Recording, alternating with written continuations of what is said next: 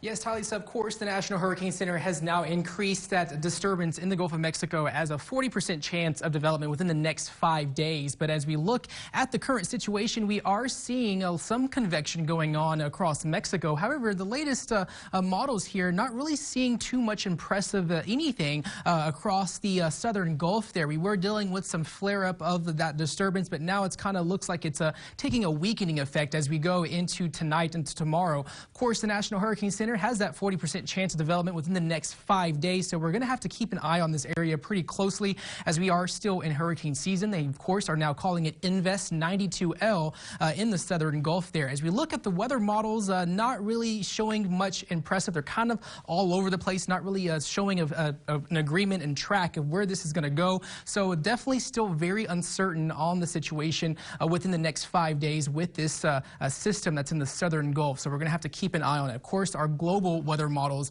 are showing that this high pressure system is going to be strengthening across the central Gulf there. This is going to be blocking that disturbance and making it remain in the southern Gulf for quite some time. However, as we get into the start of next week, that's going to be weakening, therefore opening the door for that disturbance to want to make its way northward as we go into Friday and Thursday of next week. So again, very uncertain. This is don't take this to heart here.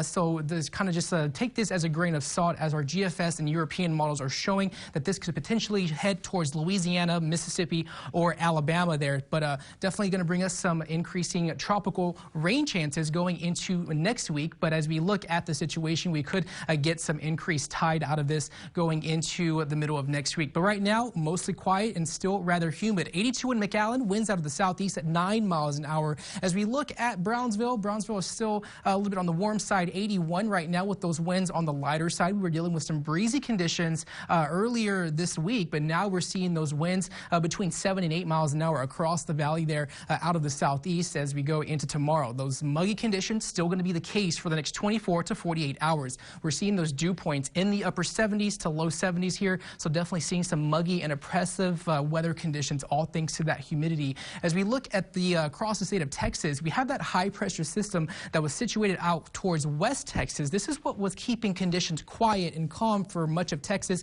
within the last few days, but that's going to be heading towards the north and portions of the southwest there. That's going to be causing those opening up the door for that tropical moisture. However, another very hot day expected for tomorrow. Of course, cooler conditions are expected along the coast, so those feels like temperatures are it's going to feel like 101 in Harlingen, 104 in McAllen, 103 in Rio Grande City. Of course, areas along the coast from Port Mansfield all the way to South Padre Island feeling like 95 degrees as they're going to be dealing with some cooler conditions. So along the coast is the place to be as we head into the next 24 hours. Tonight, overnight lows dropping down into the 70s, winds out of the southeast at 10 to 15 miles an hour. As we head into tomorrow, expect those temperatures to top out in the mid-90s, just a couple of degrees hotter than what we saw today. So hot and muggy conditions are still going to cause it to feel a lot more miserable. On South Padre Island, expecting those high temperatures to top out at 85, high tide at 10:02, low tide at 11:40 p.m. with a low rip current risk expected for tomorrow. But for your 7-day forecast, expecting a quiet start of the week as we head into next week. Hot and humid conditions expected with highs in the 90s, and those rain chances coming into the picture for Wednesday and Thursday, overnight lows in the 70s.